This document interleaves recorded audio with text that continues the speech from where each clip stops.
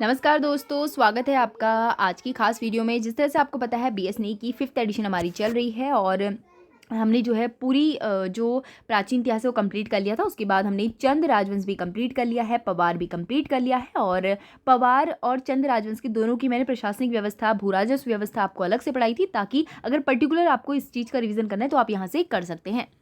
तो आज हम देखेंगे पवार कालीन प्रशासनिक व्यवस्था। इससे पहले वाले लेक्चर आपने नहीं देखे हैं, जाके जरूर देखिएगा, काफी महत्वपूर्ण हैं। ठीक है, तो क्या है, गढ़ नरेश राज्य या सर्वोच्च अधिकारी होता था। तो जो गढ़ नरेश होता था वो क्या होता था, सर्वोच्च अधिकारी होता था, जबकि उसके पुत्र को युवराज व टीका या कुमार कहा जाता था। आगे है, राजा के बाद जो सर्वोच्च पदाधिकारी दीवान या वाजीर होता था, जो राज्य की आंतरिक व्यवस्था एवं नीतियों का निर्धारण करते थे। तो राजा के बाद जो सर्वोच्च अधिकारी होता था वो कौन होता था, दीवान और वजीर होता था। ठीक है, आगे देखेंगे दीवान या वजीर के बारे में आप देखेंगे। तो सुदर्शन शाह के समय में दोनों पदों पर अलग अलग व्यक्ति आसीन थे, जहां वजीर दुर्गादत्त पैन्यूली थे तथा दीवान कौन थे, ज्वालादत्त बहुगुणा।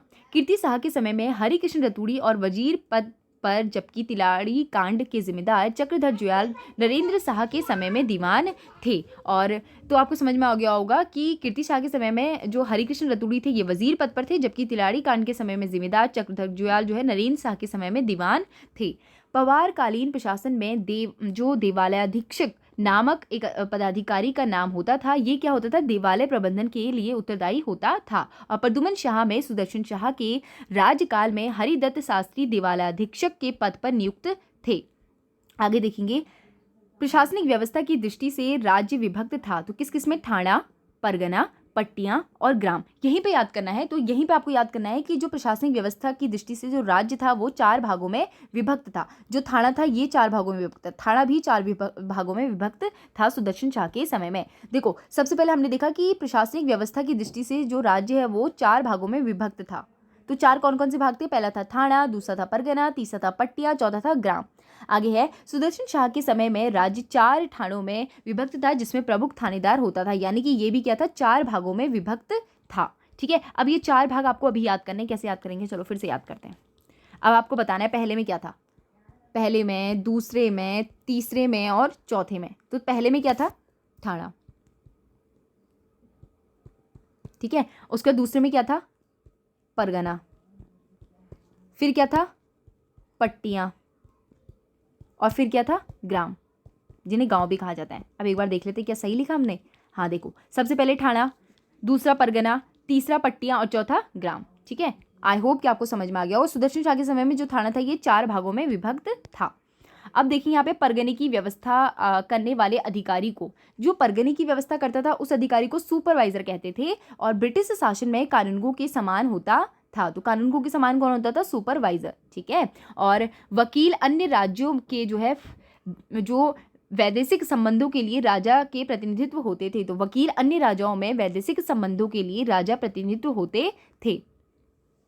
इसी के साथ ही परगने के बाद पट्टियां आती थी, जिसका शासक जो है कौन, परगने के बाद कौन आती थी, पट्टियां। और पट्टियां कौन देखता है, आपको पता है, राजस्व अधिकारी कौन, पटवारी भी सिखाया जाए। तो पट्टियां में कौन देखता था, पटवारी शासन देखता था। और परगनों में राजस्व वसूली का कार्य थोकदार करते थे, और जिन्हें कमीन या सयाना भी कहा जाता था। तो कमीन या सयाना किसे कहा जाता था, थोकदार को। और प्रशासन की सबसे छोटी इकाई ग्राम थी, जिसके मुखिया प्रधान होते थे। तो ग्राम सबसे छोटी इकाई थी, इसके जो प्रधान होते थे क्या होते थे, मुखिया प्रधान होते थे। और प्रधान एक वंशानुगत पद है, आप ध्यान में रखिएगा, अभी हम देखेंगे आगे इनके बारे में। तो क्या है प्रधान, देखो, गांव में राजस्व एकत्र कर धनराशि पटवारी को सौंप देता था। और यह पद एक वंशानुगत होता था। और प्रधान गांव के जो मौरूसीदारों से नियुक्त किया गया जाता था। और प्रत्येक गांव में राजस्व वसूलने के लिए प्रधान होते थे। और पवार राजाओं के नाम के साथ रजवार शब्द का प्रयोग सर्वप्रथम जगत पाल के ताम्रपत्र में मिला है। प्रश्न आएगा, रजवार शब्द जो है किसके लिए प्रयोग किया गया है, जगत पाल के लिए। और अस्कोट के पाल कत्यूरी शासक रजवार जो है वरुधावली का प्रयोग करते थे। कौन, पाल कत्यूरी शासक। और गढ़ राज्य के अलग अलग समय में रोहिल्या, तुर्क, मराठा और सिख आक्रमणों को विफल किया था। किसने, गढ़ राज्य ने। अब देखेंगे गढ़ राज्य की जो है भू व्यवस्था। तो देखते हैं यहाँ पे, तो कत्यूरी राज्य के समान गढ़ राज्य में भी भूमि का अस्तित्व राजा में निहित होता था। और राज्य आय का प्रमुख साधन सिरती या भूमिकर था। तो कतुरी राज्य के समान गढ़ राज्य में भी भूमि का अस्तित्व राजा में निहित होता था और राज्य आय का प्रमुख साधन सिरती या भूमिकर था। राज्य 3 परिस्थितियों में भू स्वामित्व दूसरे को दे सकता था। पहला था संकल्प, दूसरा था रौत, तीसरा था जागीर। तो पहला था संकल्प या विष्णुप्रति। तो विद्वान ब्राह्मणों को जो दी जाती थी उसे संकल्प या विष्णुप्रति भूमि कहा जाता था। ठीक है, ये 3 परिस्थिति भू स्वामित्व दूसरों को दे सकते थे। दूसरा था रौत, तो जो वीरता के लिए सैनिक को जो पुरस्कार दिया जाता था रौत। फिर है जागीर, तो राज्य अधिकारियों को जागीर दी जाती थी। ठीक है, और जो है कतुरी राज्य के समान गढ़ राज्य में भी भूमि की जो है स्वामित्व राजा निहित होता था और आय का प्रमुख स्रोत क्या होता था, सिरती और भूमि कर, जिसे भूमिकर भी कहा जाता है। आगे देखेंगे राज्य की आज्ञा में कृषि भूमि पर, तो राज्य में जो है राजा की आज्ञा पर ही कृषि भूमि पर कृषि करने के लिए किसानों को आसामी कहा जाता था। और आसामी 3 प्रकार की होती, कैसे खायकर, सिरतान और मौरूसी। तो कौन सी खायकर होती थी, सिरतान होती थी और मौरूसी होती थी। तो क्या है, राजा की आज्ञा में कृषि भूमि पर कृषि करने वाले किसानों को आसामी कहा गया। आसामी 3 प्रकार के होते थे, पहला खायकर, दूसरा सिरतान और तीसरा मौरूसी। जो व्यक्ति राजा की आज्ञा से कृषि कार्य स्वतंत्र रूप से स्वयं करता था और राजा को सीधे जो है राजस्व देता था, उसे जो है मौरूसीदार कहते थे। तो क्या क्या है, देखो, जो व्यक्ति राजा की आज्ञा से कृषि कार्य स्वतंत्र रूप से स्वयं करता था और जो है राजा को सीधे राजस्व देता था, उसे जो है मौरूसीदार कहते थे। तो मौरूसीदार किसे कहते थे, ये आएगा। तो मौरूसीदार किसे कहते थे, जो व्यक्ति राजा की आज्ञा से कृषि कार्य स्वतंत्र रूप से स्वयं करता था और राजा को सीधे जो है राजस्व देता था। और राजा की आज्ञा से कृषि भूमि जो कृषि करने वाले किसानों को आसामी कहा जाता था, राजा की आज्ञा से। ठीक है, और आसामी 3 प्रकार के होते थे, खायकर, सिरतान और मौरूसी। मौरूसीदार याद रखना है आपको। ठीक है, मौरूसीदार कौन होते थे, खुद कृषि करते हैं, खुद ही राजस्व देते हैं। आगे देखेंगे सिरतान के बारे में। तो इन तीनों के बारे में हमने देखा कि जो आसानी 3 प्रकार के होते थे, खायकर, सिरतान और मौसूरी, जो है मौरूसी के बारे में हमने देख लिया। अब देखेंगे सिरतान के बारे में, इसके बारे में। तो सिरतान जो है मौरूसीदार या खायकर को उनकी भूमि हेतु सिरती या नगद जो है कर देता था। तो सिरतान क्या करता था, मौरूसीदार या खायकर को जो है उनकी भूमि हेतु सिरतान या नगद कर देता था, रकम दिया करता था। ठीक है, आगे देखेंगे खायकर। तो अब हम देख रहे हैं खायकर के बारे में, जो है मौसूदार के अधीन भूमि से कमाता था और निर्धारित रकम मौसूदार को देता था। तो यानी कि कहीं ना कहीं ये दोनों मिलके क्या है, अपने पैसे दे रहे हैं, अपने जो कमा रहे हैं या फिर कुछ जो कर टाइप का हो रहा है वो किसको दे रहे हैं, इनको कमा के। ठीक है, थोड़ा हिस्सा उसको दे रहे हैं। आगे देखेंगे, अब है धातवान की भूमि। तो क्या है, धातवान की भूमि पर बसे किसान धातवान को खायकर कहलाते हैं, जिसे वह कभी भी हटा सकते हैं। और जिस समय खायकर धातवान को राजस्व देता था, उसे थात से नहीं हटाया जा सकता था।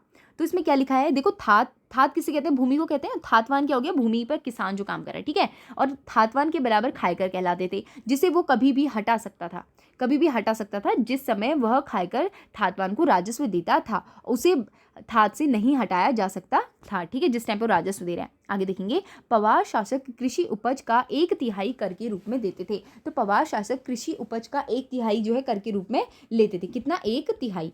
इसी के साथ ही जिसे जो है तिहाड़ कहा जाता था।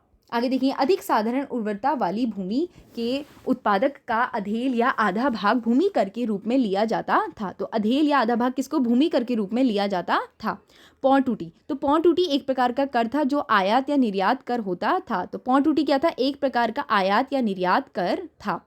आगे देखेंगे, अब पौं टूटी के बारे में आएगा, आप लोगों को पता चल जाएगा आयात या निर्यात कर। ठीक है, आगे देखेंगे, नापतोल के पद्धति से धुली पाथा का प्रचलन अजयपाल ने किया था। धुली पाथा का प्रचलन किसने किया, अजयपाल ने किया था, और संभवतः 2 किलो के बराबर था। और औतली भूमि, लावारिस भूमि को पुत्रहीन व्यक्ति की होती थी।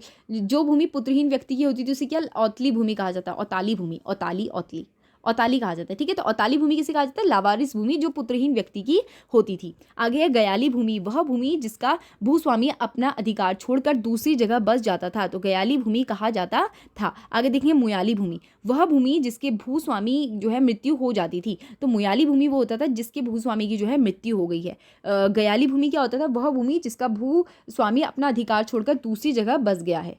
तो गयाली गया तो आप ऐसे याद कर सकते हैं। मुयाली तो वो मुँह मौ से मिट्टी हो गई, आप ऐसे याद कर सकते हैं। औताली तो आप समझ में आ गया होगा, औतवाली क्या हो जाता है, उसका कोई पुत्र नहीं है।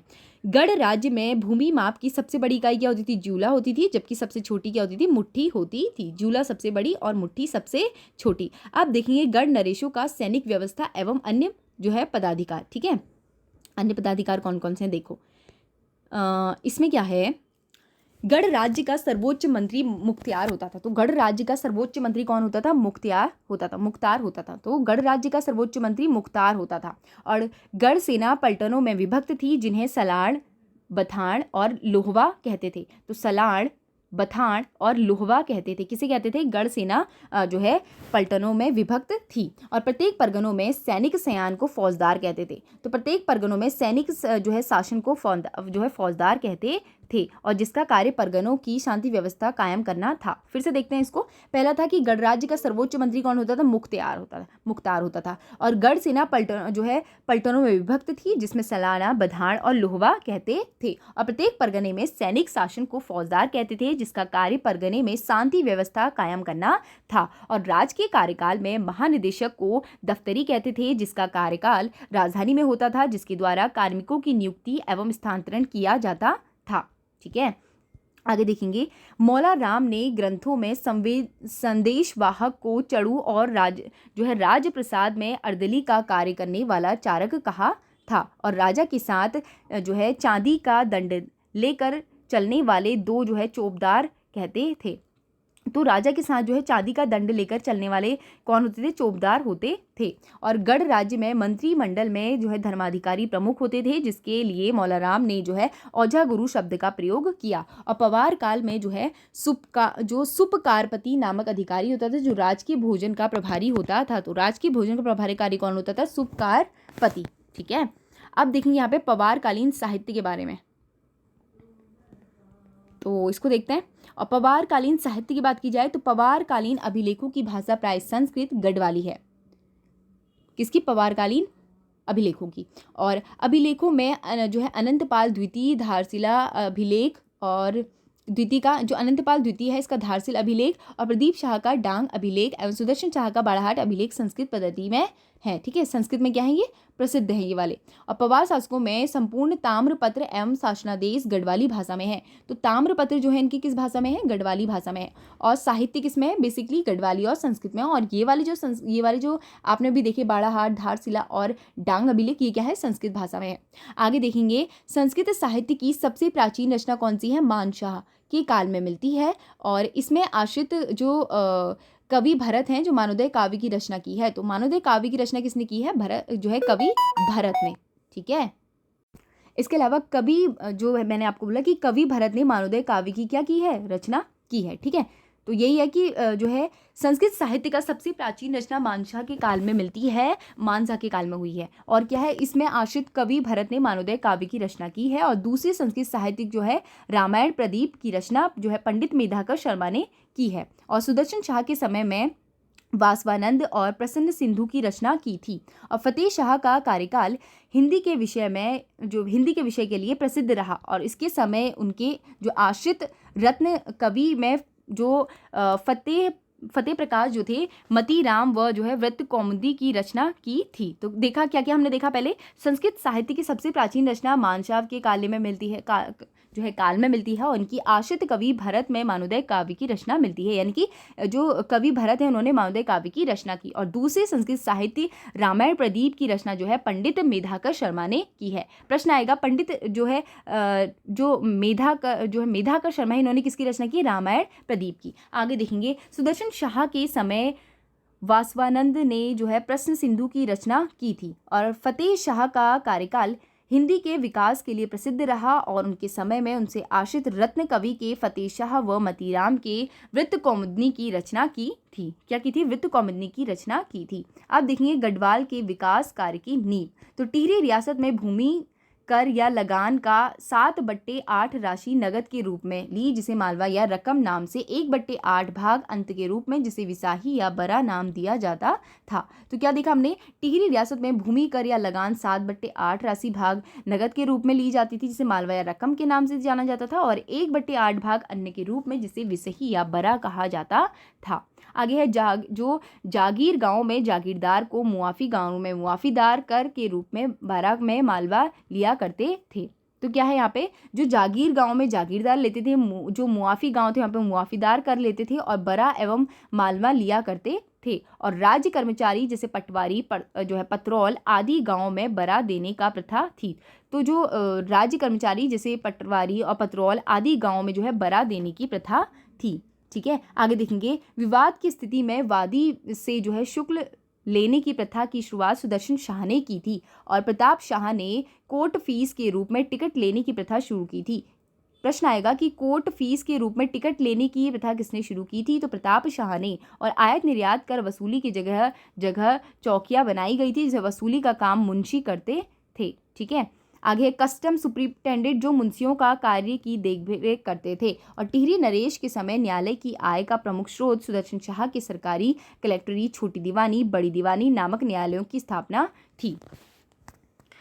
इसके अलावा नरेंद्र शाह ने फौजदारी विवादों के लिए सेशन कोर्ट की स्थापना की थी जिसका प्रमुख सेशन जज होता था। और गढ़ नरेश पशु चारकों वाले घी कर या चराई कर एवं वन कर वसूलते थे जिनके लिए ठेकेदारों को दिया जाता था। तो देखो, जो गढ़ नरेश थे ना, पशु चारकों से घी कर या फिर चराई कर लेते थे, वन कर वसूलते थे उनसे, और जिनका जो ठेका होता था किसको, ठेकेदारों को दिया जाता था कर वसूलने का। ठीक है, पेज में अगर आप आगे बढ़ेंगे तो यहाँ पे दिया हुआ है पवार राजवंश संबंधित साहित्य और जो है विवरण, यानी कि जो साहित्यकार हैं और उनकी रचना। तो इसमें मैं कुछ आपको बता देती हूँ और ज़्यादा आपको क्या करना है, जो है मैं इस फोटो को टेलीग्राम में शेयर कर दूँगी, आपको वहाँ से देखनी है। ठीक है, तो जैसे फतेह शाह के जो है फतेह प्रकाश, तो फतेह प्रकाश की रचना किसने की, रत्न कवि ने, इसके बारे में भी आ जाता है। और रामायण प्रदीप जैसे हमने अभी पहले भी देखा था, क्या रामायण प्रदीप की रचना किसने की है, वो की है मेधाकर शर्मा ने, अभी आपने पहले भी देखा होगा ये वाला। ठीक है, अभी हम जब पढ़ रहे थे। और फतेह प्रकाश रत्न कवि। और क्या है इसमें, व्रत कौमुदी भी आपने देखी थी, मतीराम ने की है। जब हम ऊपर हिस्ट्री पढ़ रहे थे इनकी, उसमें भी ये सब चीज़ें दी गई हैं। सभाभूषण हरिदत्त शर्मा और प्रेमी कौथिक तारा जो है तोता कृष्ण गरौला, ये सब हमने देखी हुई है ऊपर भी, इसलिए मैं आपको यहाँ पे नहीं बता रही हूँ, आपको बस इसको देख लेना एक बार ताकि आप लोगों को याद रहेगी। ठीक है, और इसमें क्या इंपॉर्टेंट है, गढ़वाल का इतिहास देखो, हरिकृष्ण रतूड़ी 1928 है ना, तो काफ़ी इंपॉर्टेंट है ये, आपको एक बार देख लेनी है इसको। और इसका जो है मैं आपको दे दूँगी। देखो, गढ़वाल का पहला नाटक ये है, जय विजय नाटक है ना, भवानी दत्त ने लिखा है, तो इसका स्क्रीनशॉट मैं आपको टेलीग्राम में दे दूँगी, आप वहाँ से देख लीजिएगा। आगे है मासिर उल जो है उमरा, देखो यहाँ पे लिखा है मासिर उल उमरा रानी कर्णावती के शौर्य का वर्णन करती है। तो रानी कर्णावती के शौर्य का वर्णन कौन करती है, मासिर उल उमरा।